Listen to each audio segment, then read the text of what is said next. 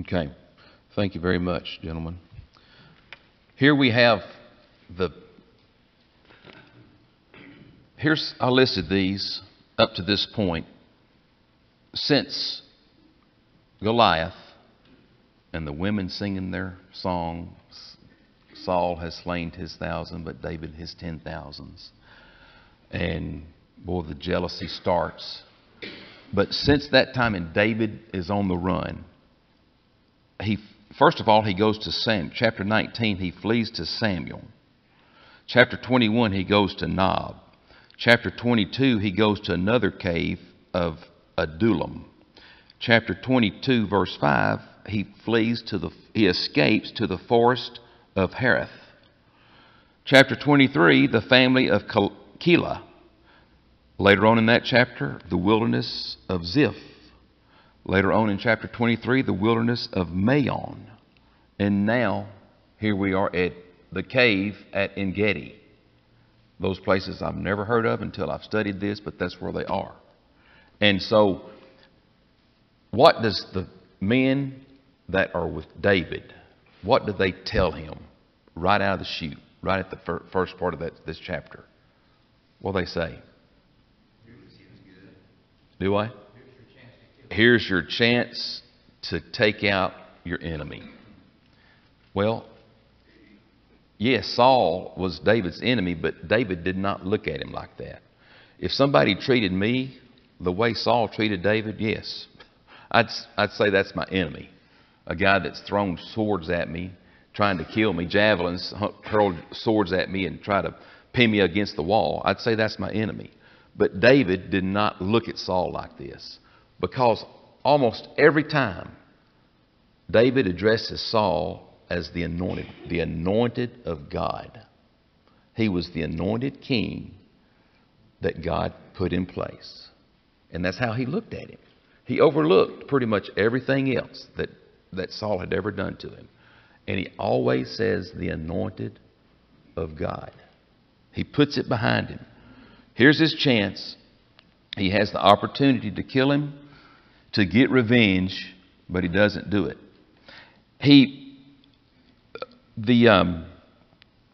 In my questions, verse 5, and it came to pass afterward that David's heart smote him because he had cut off Saul's skirt.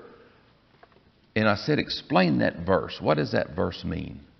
When it says David's heart smote him. I think your version, Jacob, said conscience got to bothering him. Yeah. His conscience got to bothering him. And why that was, I don't really know. I mean, he didn't try to kill him. Maybe he was wanting to, but he held back. But he did. His conscience was working on him. And here in this verse, the men that were with him wanted him to take advantage of the opportunity at hand, to take out his enemy. And David said unto his men, verse 6, the Lord forbid that I should do this thing unto my master. What? The Lord's anointed. To stretch forth mine hand against him, seeing he is the anointed of the Lord. And Kimberly. In my notes down here it says that he immediately regretted demeaning the king. Say that again. He had demeaned him, the king, and for him, since he does consider him the anointed and the king that God put in place, doing that without his knowledge, that was something against him. Cutting off as part of his skirt. Yeah. Demeaning to the king, and that's what it says. Okay. He felt trouble. Felt trouble. Well, later on in the chapter, what does David do with the piece of skirt that he cut off? I mean, they were in that cave. You know, that cave was dark. There was no light in there. And they were pretty much right next to each other. But David was privy that Saul was there, but Saul did not have a clue that David was in there. And so, in that cave, Saul cuts off that was the chance for him to kill him. But later on in this chapter, when David and Saul or David's talking to Saul about it, he shows him, here's the piece of the skirt. Why did he show him that? He proved that he had the opportunity to kill him. I could have taken you out in the cave, but I didn't do it. I didn't do it. After all, I've been running from you the past 6 chapters. However long that is, I don't know what time frame that is. But for the past 6 chapters, I've been running from you, trying to escape you. And I had my chance to take you out, but I didn't. And verse 7, David's, my next question, when it says David stayed his servants in verse 7, what does that mean and what did it imply? It says David stayed his servants with these words and suffered them not to rise up against Saul. Restrained. He restrained them. And the implication there is there was 2 different intents here. David did not want to kill him. The men, his servants, they were ready to take him out. Those servants, they've been running as long as David has. Exactly. They're probably ready to come on. You're probably exactly right. Mm-hmm. How many men did Saul have with him? 3,000. 3,000.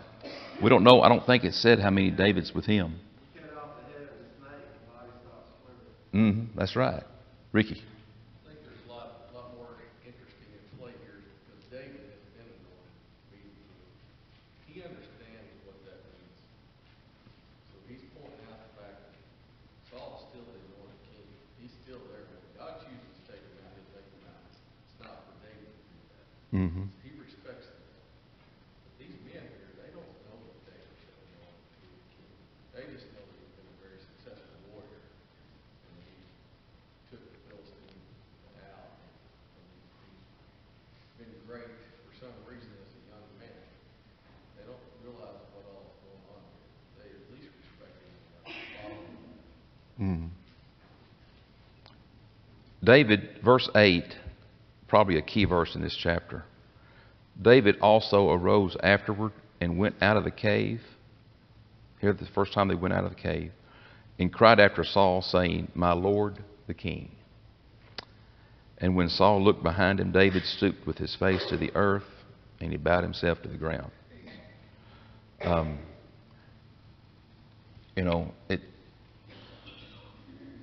With David, the man, the warrior that he was, and the skillful attributes that he had, and his history of a hunter and as a soldier,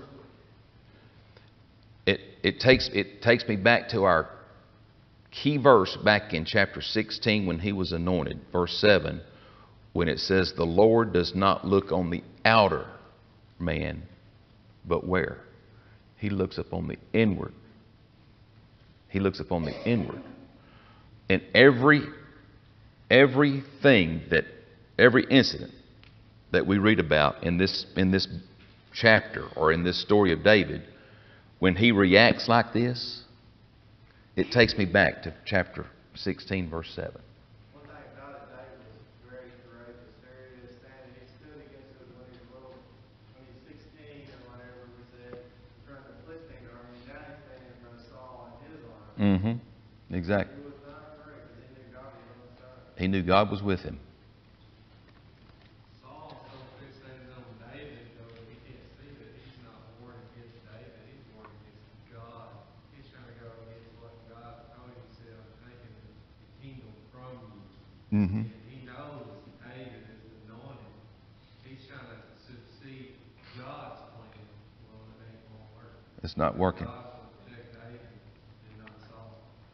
You know, back the first time that Saul tried to kill David, it said David escaped because the Lord was with him. And the next verse, the very next verse, it said that Saul was afraid. Saul was afraid. He's the one that tried to kill him. Someone would try to kill me, I'd be the one. Todd would be afraid. But it didn't say David was afraid. It said Saul was afraid. And it goes back to what those Taylor twins back there are saying. The Taylor Towers back there. About God, Saul's up against, he's not up against David. He's up against God and the plan that God has before him. He's going to lose. He sure will. Yes, sir. Like what you said about David and his heart. He goes to the thing that David respected God for. To have killed Saul later, that they wanted him to do it, it would have been murder. Mm-hmm. It would not have been in self-defense. It would not have been in a heated battle. It would have been murder. That would have been wrong. David knew it. I mean, he knew other things that he had done that were wrong later on. Bathsheba, he knew. But not so when you cross that line.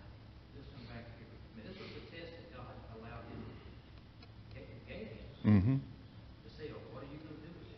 Yeah. You got the chance. You decide. Now, I don't believe that the men, when they said back earlier in the verse there, that the Lord said, hey, this is for you to do. That's not what the Lord said. But that's what they're trying to get him to do. But that's exactly what was happening. Mm-hmm. He was being tested. Exactly. That's right. You know, you got to be on board. We all have to be on board. I think those men are exactly what Dino said. They're tired. They've been running from him. They want to go home. And they said, David, the Lord said, this is your opportunity. Hoping he'd bite at it. And I don't see David being 20 years old yet. I don't know. You know, he was 16. We placed him at 16 back with Goliath. But Tommy, did you have your hand up? Yeah, I think Saul also was back to nice somewhere. I've got 3,000 men here. How did he get to me? You know? Mm-hmm. David's men are not the only ones that are tired. Apparently his own men are just, they probably not their heart, probably not in what Saul got planned for David, you know. Mm-hmm. For a king to slip in through 3,000 men and be there to say, it's got to play on Saul, right? Where was my guard? What's going on? Right. Get some new men around me. My next question is the describe David's speech to Saul, which is in verses 9 through 15. And, the first thing he says, why are you listening? Saul, why are you listening to all these people that are saying that I'm trying to kill you? I mean, why are you listening? That's not true. I am not trying to kill you. I've addressed you as God's anointed, and I'm not wanting you dead. And he's trying to convince him that, I had the perfect opportunity to kill you. In this section of verses right here, he shows him the piece of the cut skirt. I was right by you. You didn't know it. I could have taken you out then. He was trying to convince him all. And why are you treating me like this? I don't see David understanding why Saul, I'm sure David knows but David really cannot, he's still young, he cannot figure out fully understand why Saul is doing this to him. But like Roger said, he is passing the test that God's put before him. And something that we all can learn when it comes to taking revenge. And we'll get to that here in just a minute. How did Saul react after he heard David's speech? What did he do? He wept. He started crying. He was sorrowful. Now, don't get carried away. Don't think this is truly an about face with Saul. But for the time being, it is. He's weeping because of how he's treated David. David's hit a nerve with him. He starts crying. But over in chapter 26, it all starts over again. You don't have to go there. We're not going to read it. But flip over a couple of chapters, and Saul's right back to his old self.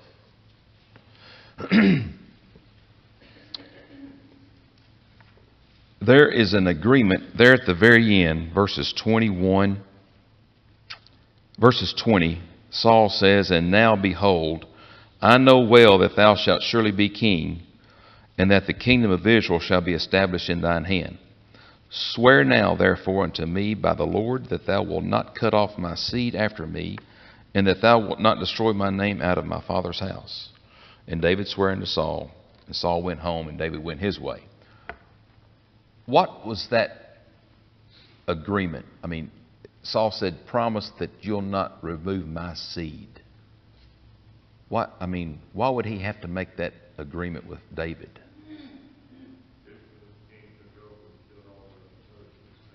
That's right. When a new dynasty took over, practice was that the old seed is put to death.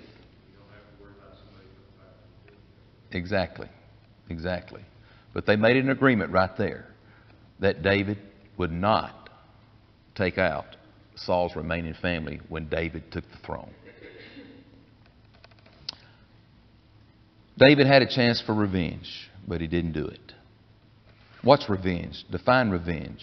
What does that term mean? Retaliation for something that's done to you. To inflict injury in return for. Retaliation. David had the chance, but he didn't do it. And let's turn, get your New Testaments, and let's turn over to Romans chapter 12. Romans chapter 12. You know, the New Testament has a lot to say about revenge and vengeance as well. Romans chapter 12, beginning with verse 17. Recompense to no man evil for evil. Provide things honest in the sight of all men. If it be possible, as much as life in you, live peaceably with all men. Dearly beloved, avenge not yourselves, but rather give place unto wrath. For it is written, Vengeance is mine, I will repay, saith the Lord. Vengeance is mine, I will repay, saith the Lord. Therefore, if thine enemy hunger, feed him. Boy, it'd be a hard thing to do. If he thirst, give him drink. That'd be a hard thing to do too. For in so doing thou shalt heap coals of fire on his head.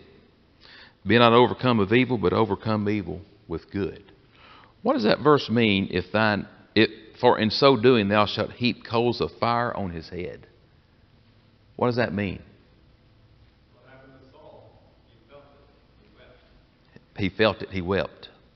What's the saying? Kill him with kindness. Isn't that about what that means? You know, somebody that does you wrong. If you've got a King Saul in your life, they're doing you wrong for no reason, the Lord will take care of it. A lot of times when somebody's doing you wrong and they expect the same back, it's kind of almost like a fraud deal. They're doing something to you in hopes for, maybe not retaliation, but they're hoping for some kind of a reaction. Mm-hmm. And when you don't, a lot of times that just makes it matter that you didn't react the way that they wanted you to. Mm-hmm. That's right. If you retaliate, they know that they've got to. They've got you right where they want you if you retaliate. That's exactly right. Proverbs chapter 20.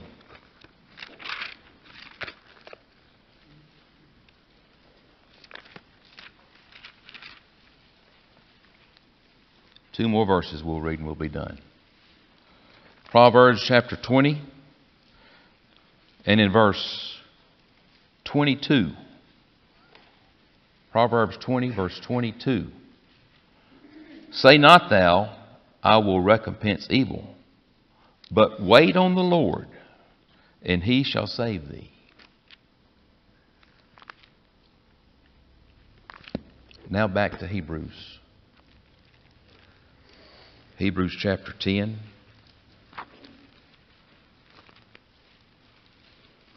But wait on the Lord. That's hard to do. But we've got to do it. Hebrews chapter 10 and verse 30. For we know him that hath said, Vengeance belongeth unto me, I will recompense, saith the Lord. And again, the Lord shall judge his people. So if you've got those King Sauls in your life, take them to the Lord in prayer. Heap coals of fire upon their head. I don't think that means that you got to be a doormat to people, but you got to be smart about things. Sure. And you don't give people an opportunity if they turn to once. You don't keep that at it. But you got to look at the bigger picture. Exactly. Sure. I agree. I mean, we're studying out David. David's one of probably the most bravest people in the Bible, courageous. Mm-hmm. And he wasn't going that. When When Saul was first, he was chasing him all over the place, trying to kill him. the key thought in this chapter, chapter 24, the key lesson learned is that David had been chased all over the country by a madman trying to kill him. And it came his time to take vengeance upon him, and he didn't do it. He did not do it. But he still was stern as Saul. He was still stern, and he still had his courage and his dignity. Next week, we're going to skip to 2 Samuel. We're going to go to 2 Samuel chapter 1. I'll email a lesson out to you. We'll hit there's a couple of events in the rest of the 1 Samuel that I want to touch on briefly. But we'll get into 2 Samuel when David takes the throne. That'll be next week. Thank you for your comments and questions.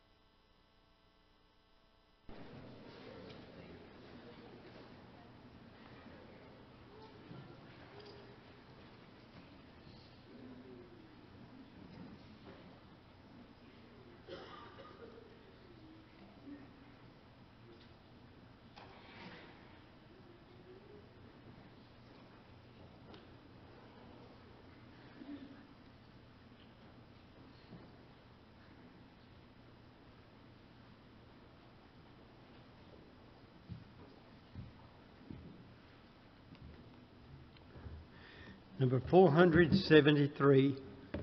473, and we'll sing the first and last verse.